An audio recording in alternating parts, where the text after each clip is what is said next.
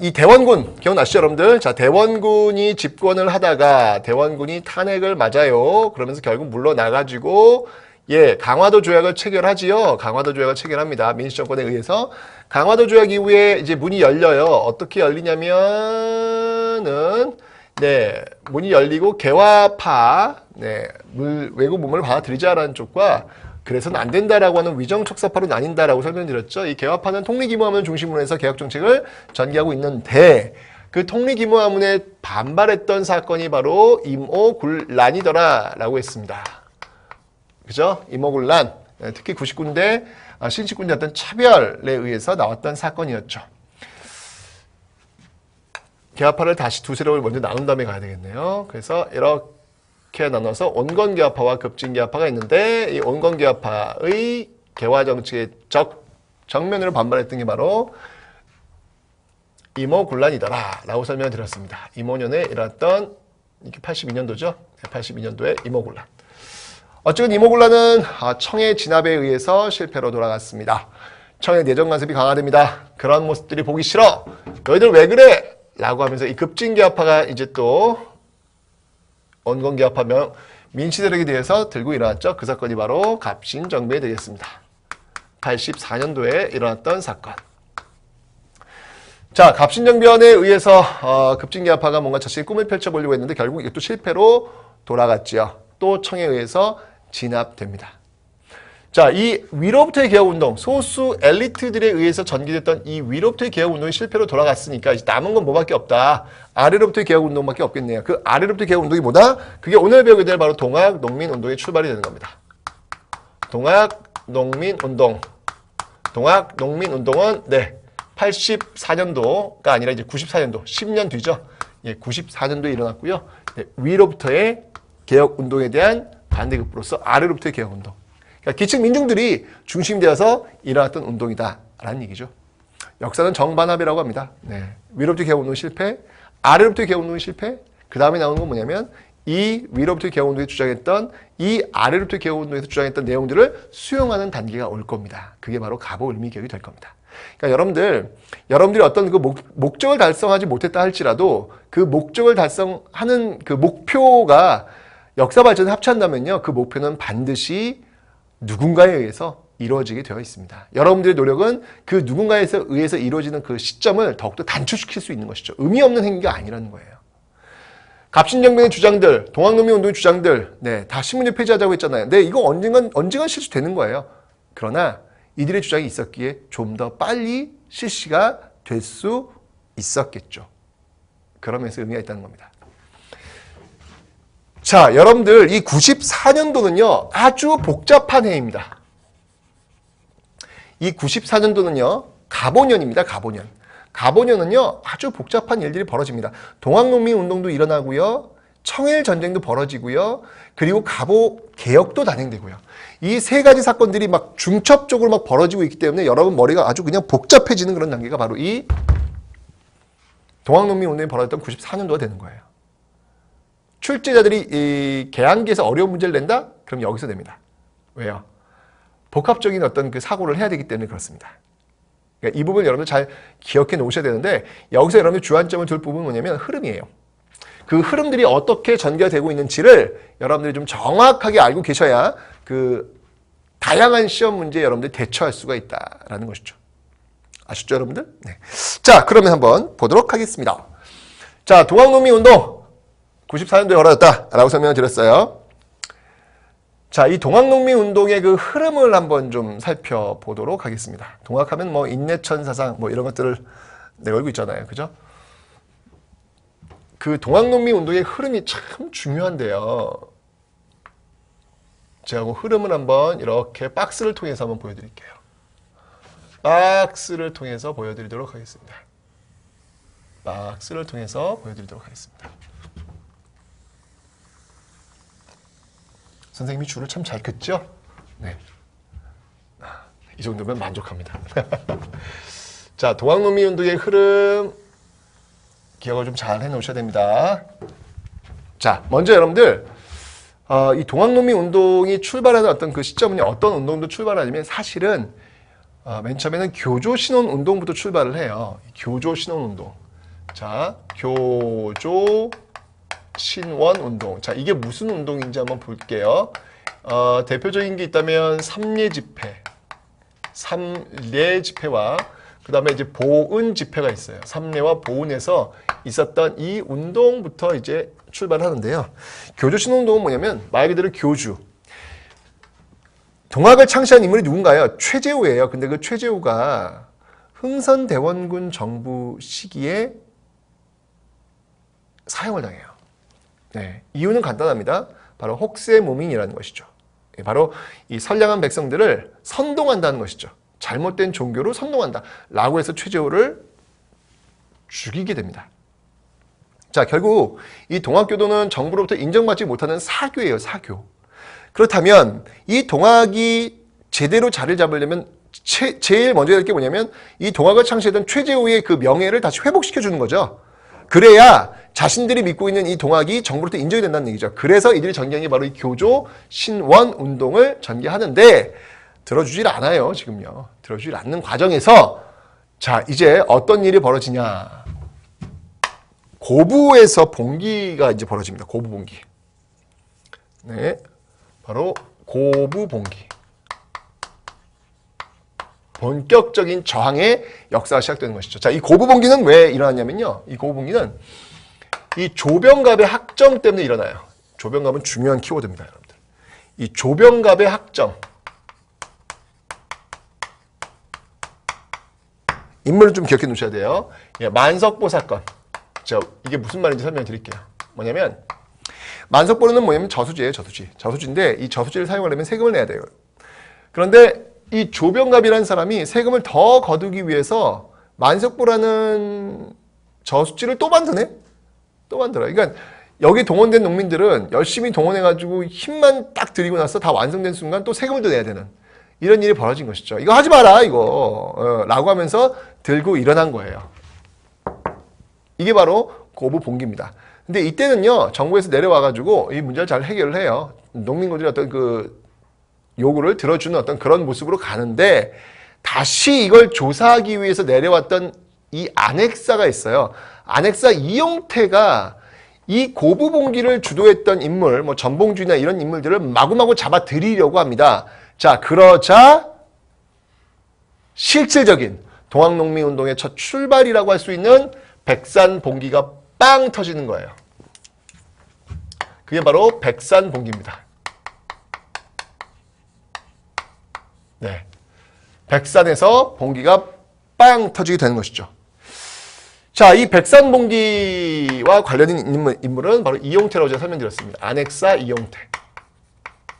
자, 이러면서 실질적인 어떤 동학농민운동, 네, 실질적인 동학농민운동이 이제 출발한 거예요.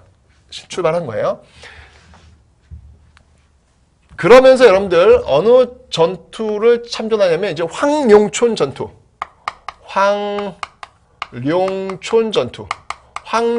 전투에서 승리해요. 관군을 물리친다는 얘기예요. 아니 이런 진짜 정말 무슨 무기가 제대로 있겠습니까? 뭐가 있겠습니까? 근데 이런 동학농민군 어떻게 보면 인원수는 많겠죠. 농민군들이니까. 하지만 오합지졸이라고 해도 과언이 아닐 것 같아요. 무슨 뭐 훈련을 받았겠어요? 뭘 받았겠어요?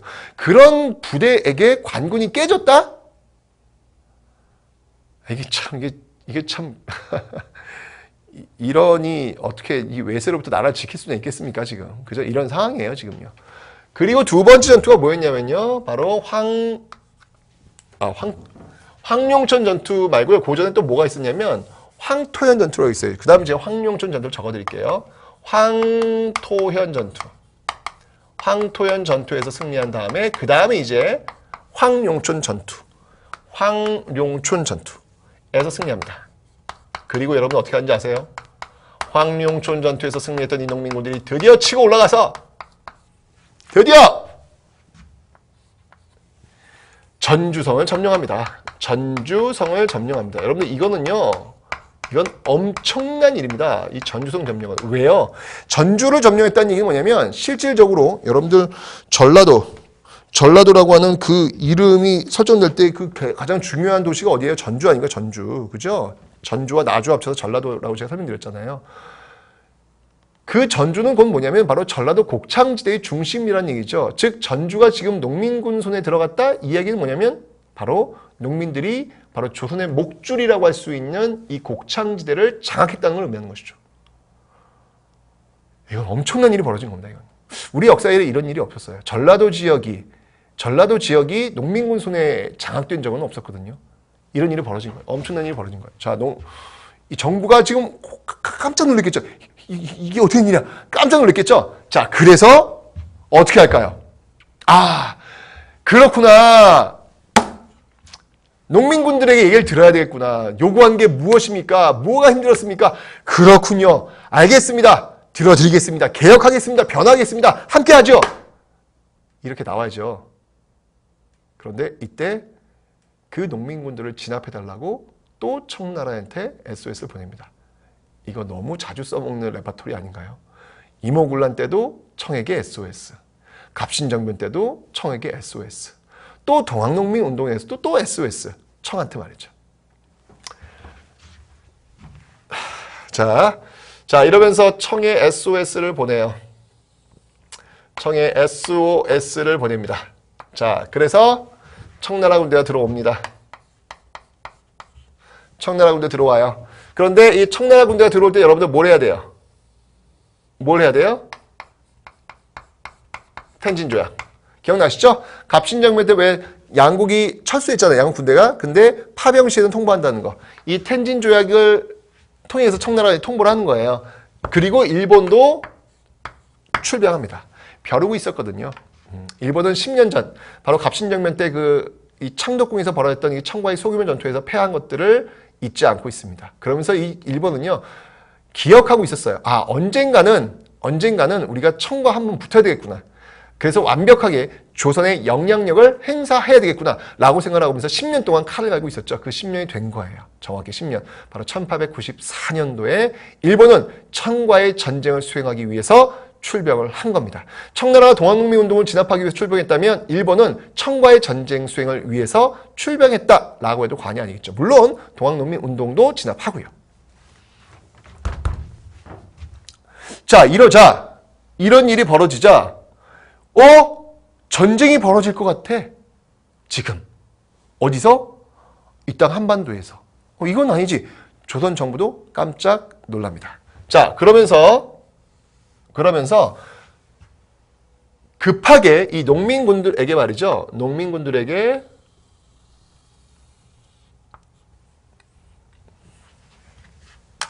지금 청일이 들어왔죠. 네.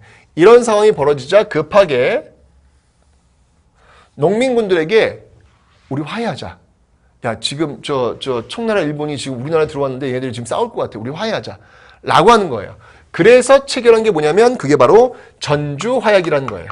전주화약이라는 겁니다. 아, 이거 체결할 거면 이 과정이 없었어야죠. 그죠? 그냥 바로 전주화약을 체결했어요. 여기서 바로 쫙 화살표 긋고 갔어야죠. 왜 한 바퀴 돌아갖고 오냐고요? 왜 한 바퀴 돌아갖고?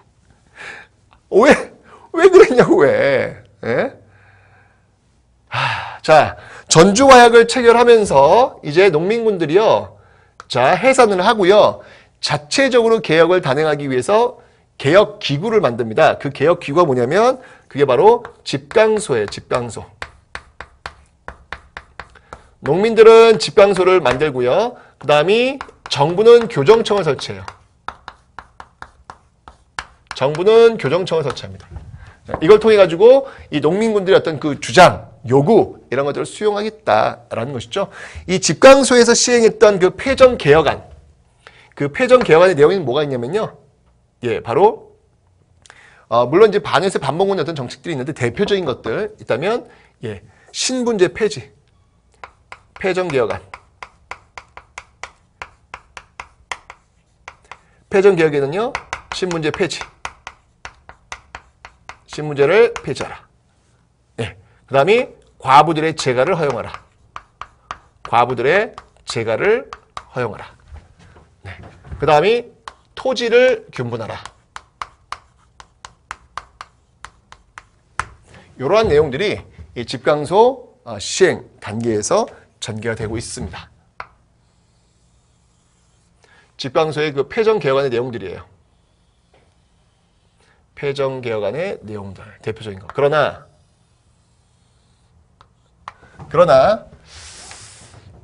여기서 아주 그 결정적인 사건이 하나 터집니다. 이렇게 개혁이 단행되고 있는 시점에서 결정적인 사건이 하나 터지는데요. 자, 그게 뭐냐면요. 바로 이 일본 있잖아요. 이 일본이 어떤 일을 저지르냐면요. 일본이 바로 경복궁을 점령합니다. 이 일본이 경복궁을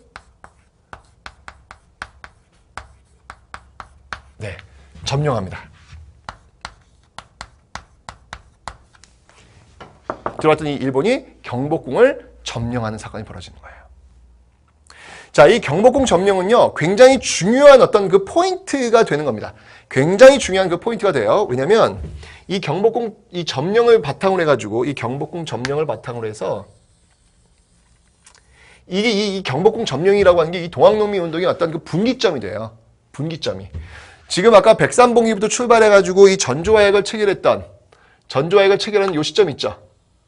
네. 요 시점이 지금 1차. 요 시점이 지금 1차 농민봉기라면, 자, 이 경복궁이 점령되고 나서부터 나오게 된 그 이후의 어떤 모습들이 이제 2차 농민봉기가 되는 거예요. 2차 농민봉기가. 자, 어떻게 되는지 한번 볼게요. 자, 이렇게 경복궁을 점령했어. 있을 수 없는 일이지. 라고 해서 이 일본이 농민군들이 다시 모입니다. 예, 바로 남접과 북접이 다시 모여요. 남북접이 연합을 합니다.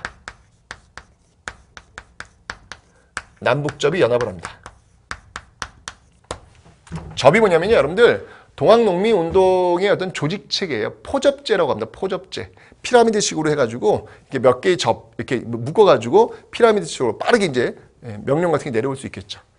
그 남접과 북접이 연합을 해요. 이 1차 때는요, 연합하진 않았거든요. 그런데 이 2차 때는 남접과 북접.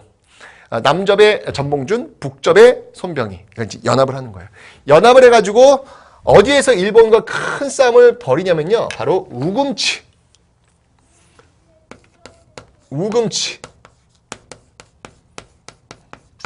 우금치에서 큰 싸움을 전개하고 있더라라는 것이죠. 우금치에서. 그런데 이 우금치에서 결국은 패합니다. 여기가 이제 동학농민운동의 2차. 네, 여기 2차. 농민운동이 된다라는 것이죠. 그죠? 그러니까 여러분 보시면 알겠지만 여러분 1차 농민봉기 같은 경우에는요. 상당히 반봉건적 요소가 강해요. 그죠? 근데 반면에 2차 농민봉기 같은 경우에는요. 반외세적인 어떤 색채가 좀 강하구나라는 걸 볼 수 있겠죠. 물론 1차원, 2차원, 반봉건, 반외세 기치는 다 똑같이 들어가 있어요. 그런데 상대적으로 뭐가 더 강하냐 이걸 지금 보여주고 있는 것이죠. 자, 이게 바로 농민군분기의 어떤 그런 흐름이었어요.